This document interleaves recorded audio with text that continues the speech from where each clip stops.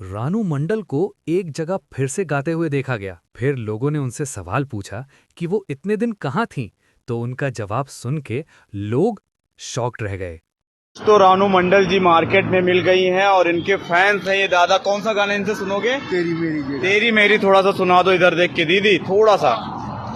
बदबू में बंद हो जाता है ना। हाँ, बैगन ये लिया, अंडा अंडा अंडा तू वहाँ से लेंगे ना, बॉयल वाला दुकान से।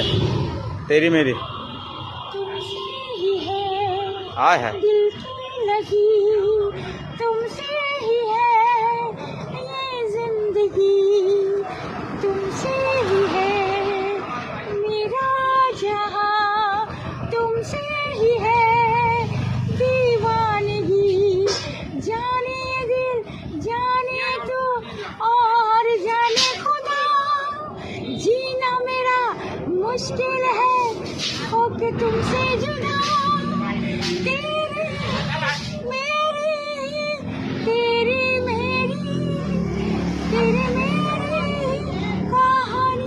कैसा लगा दादा? गुड। अच्छा लगा, चलो थैंक यू दीदी।